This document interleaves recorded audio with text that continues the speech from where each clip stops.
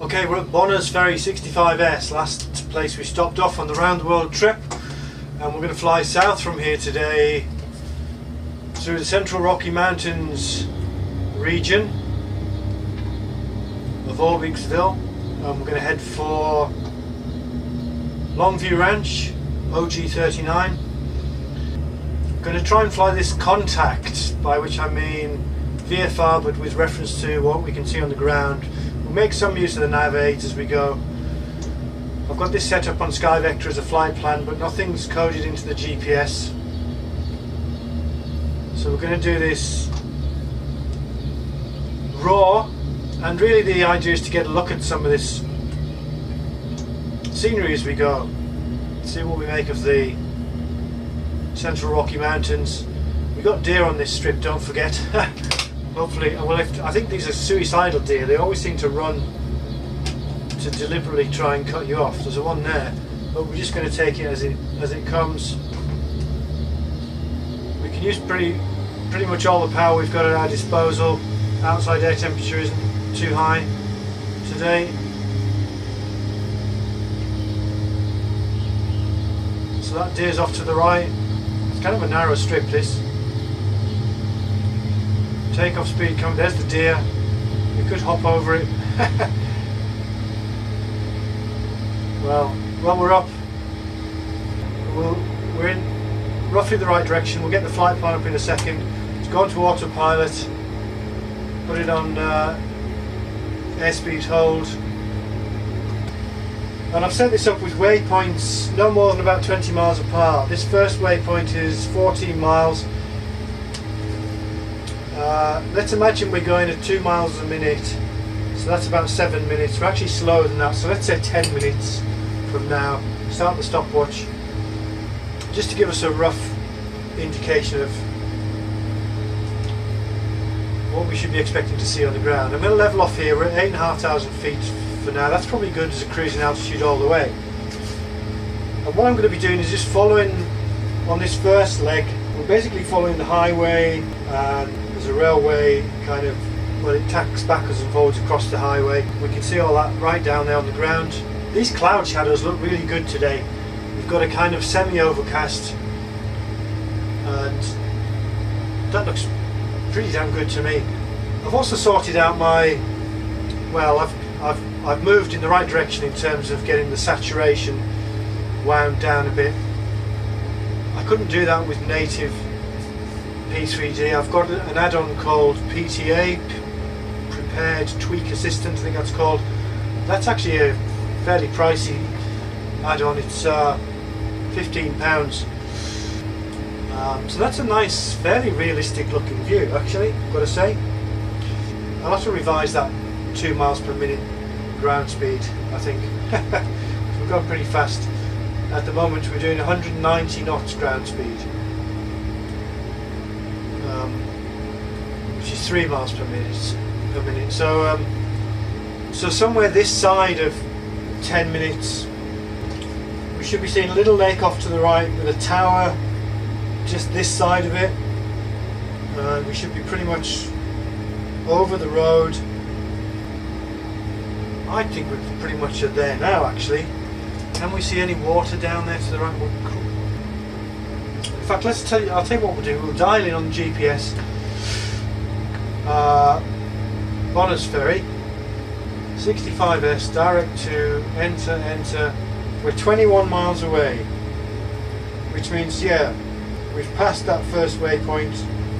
So we're heading for the second waypoint, which is an airport, and Sandpoint SZT, which is right at the edge of that water. In fact, that's probably it right there, just off the nose.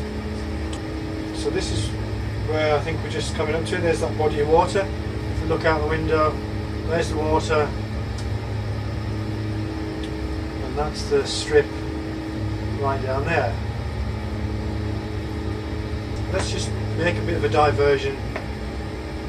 We'll try and cross overhead.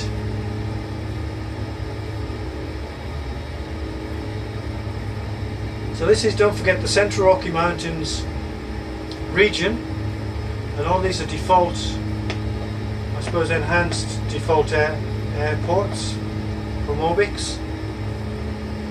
This is looking pretty good terrain wise. So 184 is what I'm going to dial in on the heading now.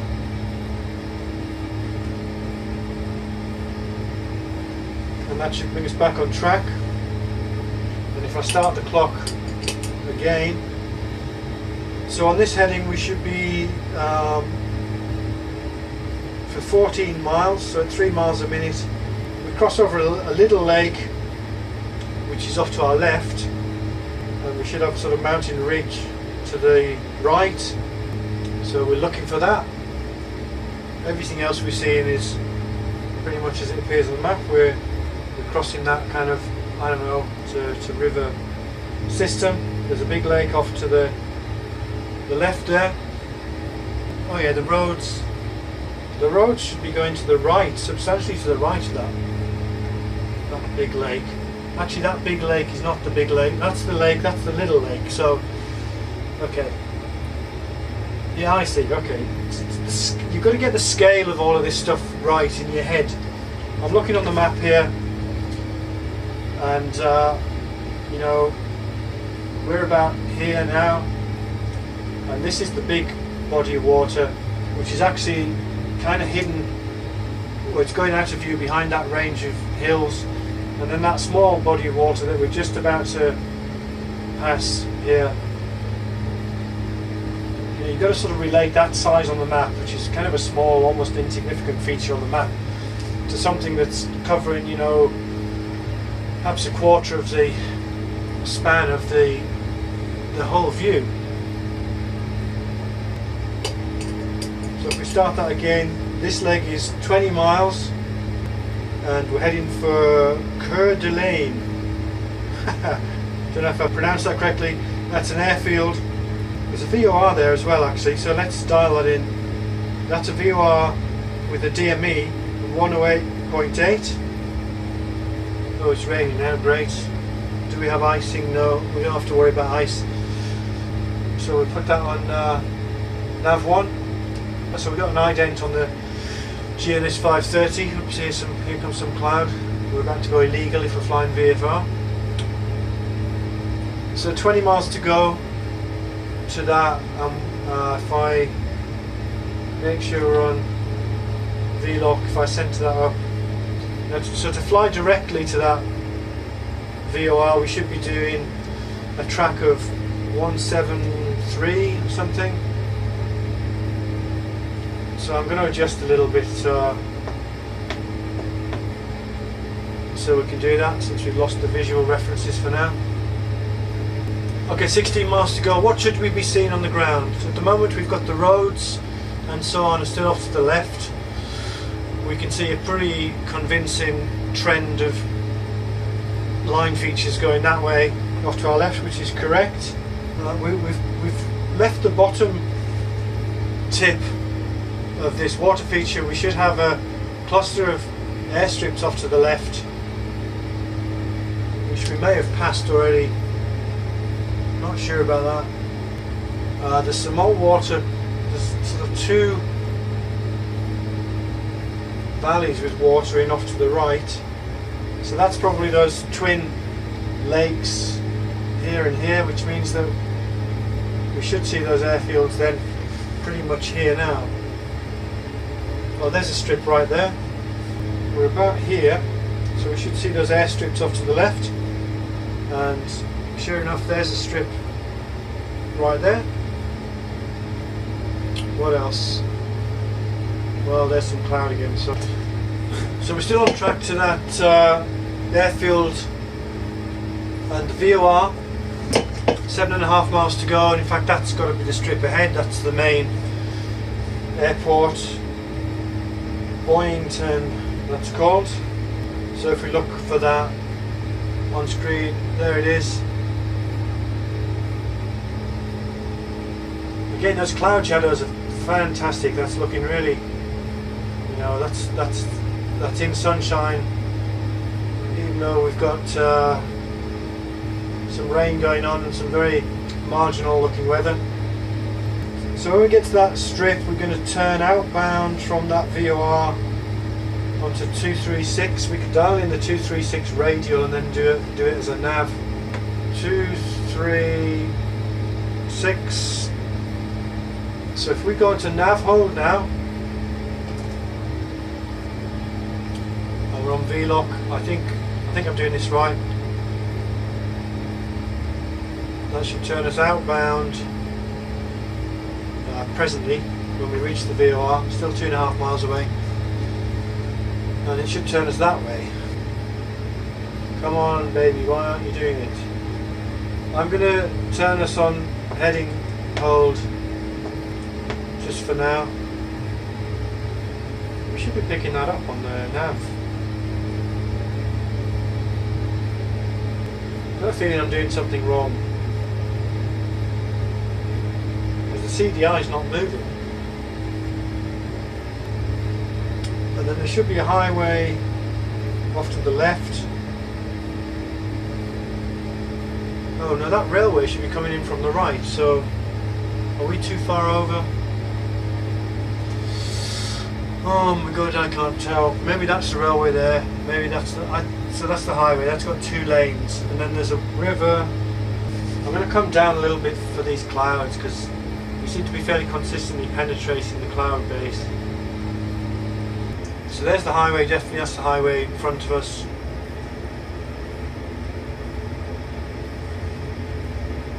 So we should end up substantially to the right of that, and also to the right of a railway.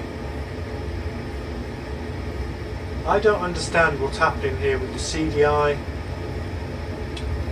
Are we doing everything right here? We've got COE dialed in. Radial, we're on radial 229. We're trying to go on 236.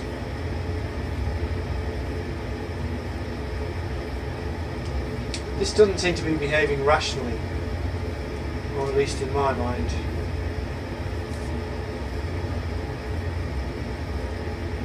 You see, that's interesting. I just cycled from V-lock to GPS and back, and now it's woken up. I think there's some sort of bug going on there. That's a really nice view, actually. Let me just try and get a picture of that. That's...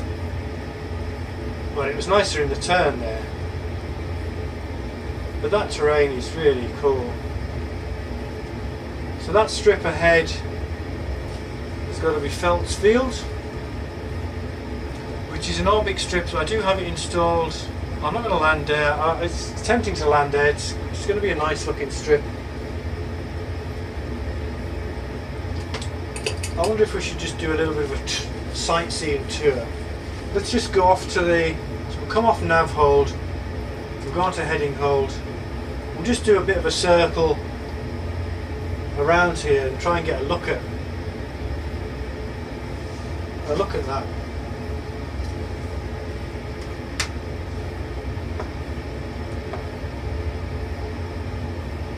So this whole trip's going to be about 300 miles in total, and it's just going to be interesting to see what we see along the way. Pretty cool highway intersection down there.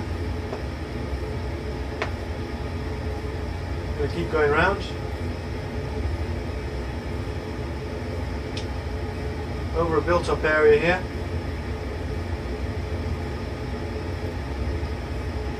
We've got some towers ahead on the some masts on that range of hills. We've got a whole bunch of masts there. 1, 2, 3. I should stop going down now. We're at 5,000 more or less, so if we hold it here, it's nice to just get a bit of a lower level look at this this terrain, and then we'll go back up presently.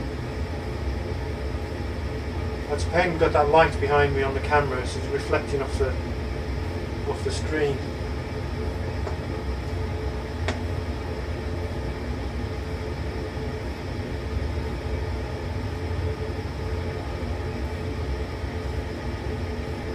So we've got Feltzfield now, is right over there to the left. Head around towards that. That's cloudscapes looking pretty nice.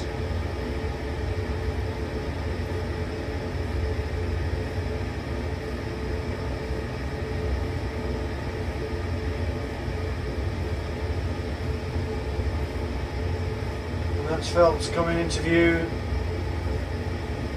We're going to go past on the, was it on our left?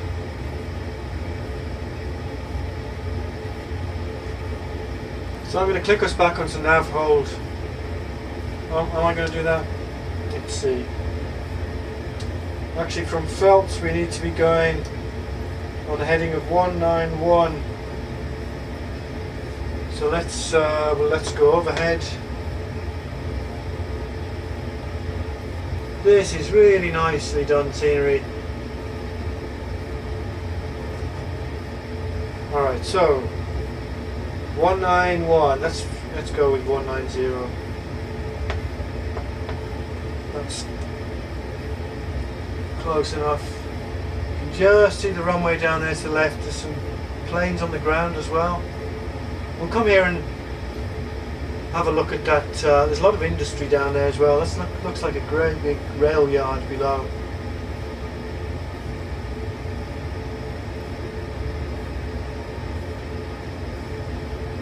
So as I was saying, the big difference between prepared and FSX, particularly when we've got a nice big view like this, is those cloud shadows. It's really given us a very nice sort of dappled, mottled sense of the terrain. Don't forget, we're trying to fly contact today. There should be a couple of big airports off just over there, where we can certainly see some Varsi lights. So that's right. There's a great big. Well, we're in a sort of built-up area, so we're seeing plenty of industry and housing on the ground. There's a golf course just below. We're crossing the big line feature. What is that? That's probably the highway going. Should be going right to left. So that checks out. There should be some towers off to the left. Well, that's what pointed us out earlier. They're just going out of view on the left. Plenty of airports, both sides. Should be one between here and those big airports. Should be an airport right about here.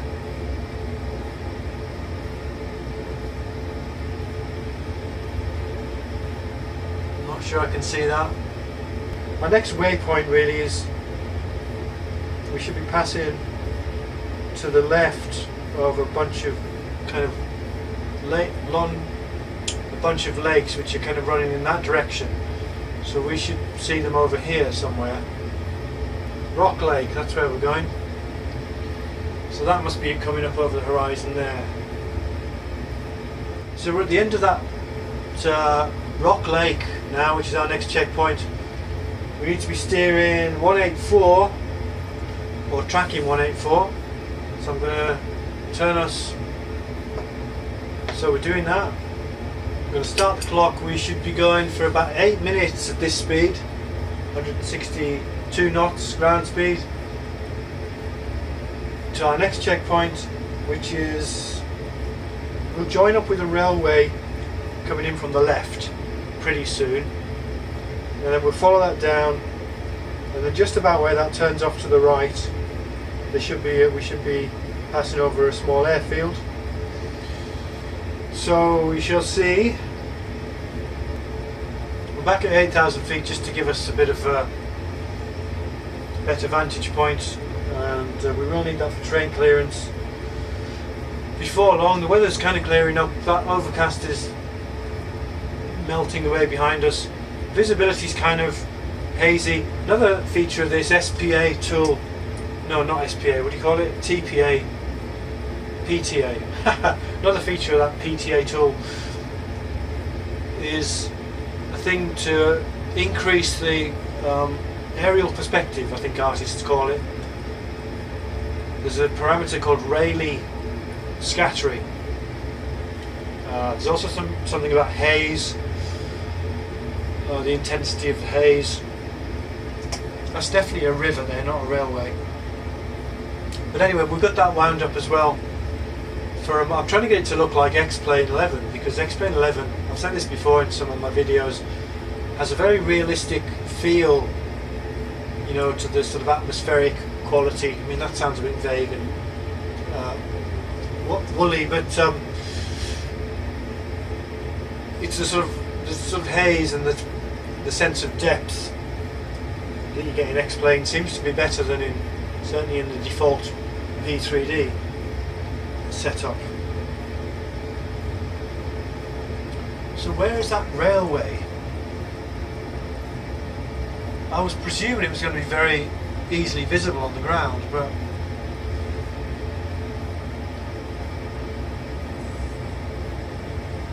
maybe it's not. Well, we are coming up on a little town. That's got to be the town of La Crosse. And if that's the case, then we are on top of the rail. I mean, we've got some line features below us, but they're very faint. So if that's La Crosse, there should be an airstrip kind of right. So the town is right there, and there should be an airstrip over here somewhere, if we're in the right place. But I'm not really seeing it. There's some buildings there. Not much of anything, but if we start the clock again now, then we should be on 184 for 13 miles, maybe 5 minutes to the next checkpoint, and the next checkpoint should be unmistakable. Famous last words, because we're going to cross a large water feature running left to right, which that's probably what I'm looking at down there. It's a river, the Snake River, but it opens out into a thing called Little Goose Lock and Dam, and we're going to cross that. So it's a sort of dammed valley. I'm hoping that's going to have something of interest to see in terms of, well, just ground features. You know, there's a dam there, if nothing else. I think that's the dam there. We can see something looks like a dam.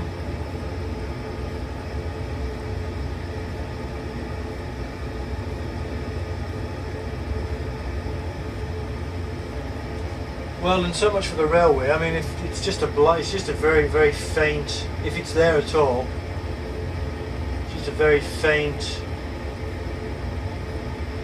grey trace. I was expecting it to be very prominent, so that's why we haven't been having much luck spotting railways. Next couple of legs we're heading generally towards Walla Walla, which is a town and an airstrip, and there's a VOR there as well, so we might as well make use of that. It's got a DME. Just for fun, let's dial that in on the nav2 so we can use our elite radio up here. So 116.4, 116 already there, 0.76545. So that should come alive. There it goes.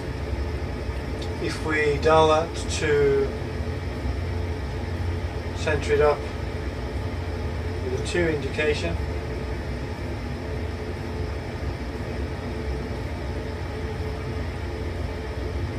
that's pretty much due south of us, which is where we're heading. So we're just coming up on Walla Walla.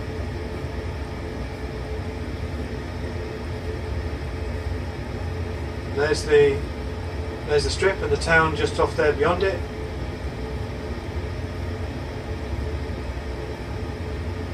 And the terrain around here is pretty featureless, pretty dull. We're showing windmills to the right of track, and then we should, if I'm reading the map correctly, we've got masts to the left. So this Central Rocky Mountains terrain's been pretty good so far. It's quite a lot of features, quite convincing, interesting. You can see there on the close-up the difference in shades between those, you know, in terms of the colour matching between those two monitors. Very greenish. The middle monitor's persistently very greenish in spite of anything I do to adjust it, and we get the browns much better depicted on the outside two monitors.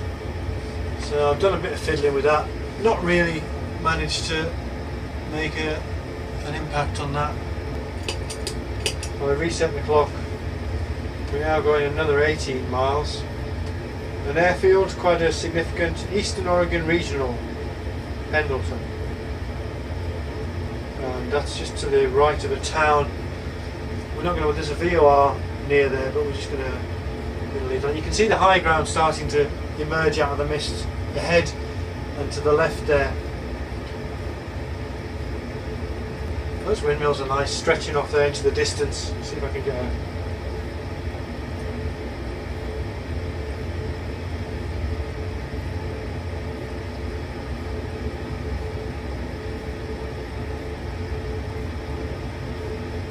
We're kind of low on fuel actually, so I'm wondering if what we should do is, after this, there's not going to be very much opportunity to pick up any fuel, because we're going off into mountainous wilderness terrain.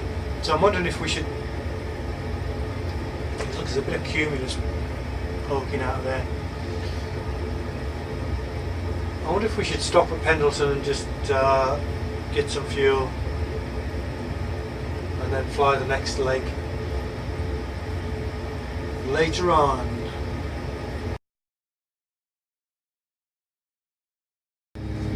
I'm not sure what that's an interesting little feature. Maybe that's a grain silo or something.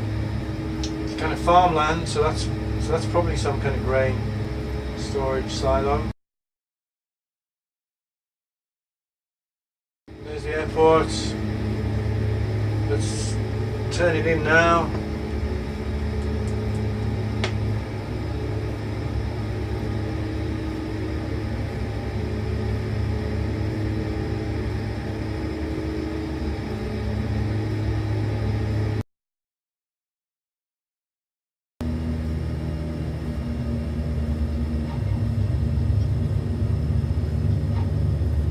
So, this is Pendleton. Yeah, that looks like a V-tail Bonanza.